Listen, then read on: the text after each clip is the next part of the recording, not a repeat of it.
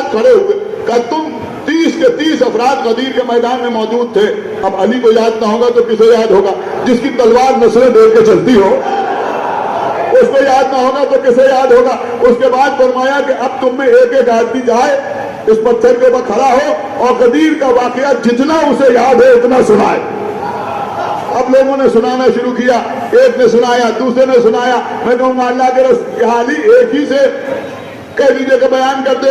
کہ نہیں, اگر ایک سے کچھ چھوٹ جائے تو دوسرا بیان کر دے, دوسرے سے کچھ چھوٹ جائے تیسرا بیان کر دے. آپ اللہ جانے کیسے سننا ہے, میں بڑی قیمتی بات کہہ رہا ہوں. یہ ایک ایسی محفل ہو رہی تھی جس میں نظامت خود مولا علی کر رہے ہیں. ایک صلوات پڑھ دے محمد علیہ.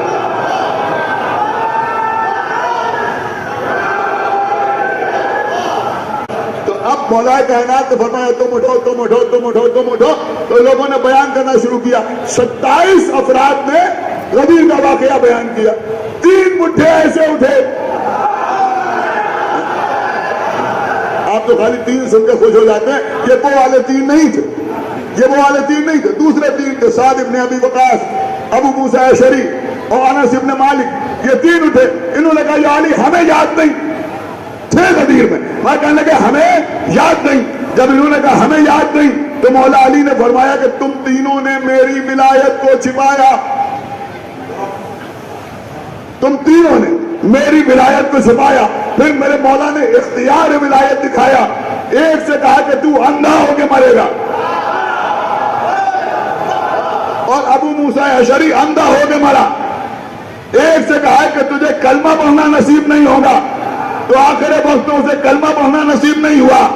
ایک سے کہا کہ تو نے چھپایا اور تو کہہ رہا مجھے یاد نہیں, تو تیری پیشانی پر ایک ایسا سفید داغ نمودار ہوگا. سن رہا ہے مجمع یا نہیں سن رہا ہے؟ ایک ایسا سفید داغ نمودار ہوگا جو امامے سے بھی نہیں چھپے گا. دیکھیے عزیزوں, کوئی ایک لفظ اپنی طرف سے نہیں عرض کر رہا ہوں. میرے مولا نے فرمایا امامے سے بھی نہیں چھپے گا. تو اب عزیزوں انس ابن مالک کی پیشانی پر سفید داغ نمودار ہوا. اب روایت میں ملتا ہے کہ وہ امامہ باندھتا تھا, پہلے یہاں تک باندھتا تھا, وہ داغ نیچے نظر آتا تھا, اس سے اور نیچے کر کے امامہ باندھا کہ شاید وہ داغ چھپ جائے, تو داغ اور نیچے آ گیا. وہ جیسے جیسے امامہ نیچے کرتا جاتا تھا داغ ظاہر ہوتا جاتا تھا. اب جیسے جی چاہے ویسے جملہ سنیے گا. اس کا مطلب یہ ہوا کہ یہ ولایت علی ہے, اس کے مجرم کو کوئی مقدس لباس بھی چھپا نہیں پاتا.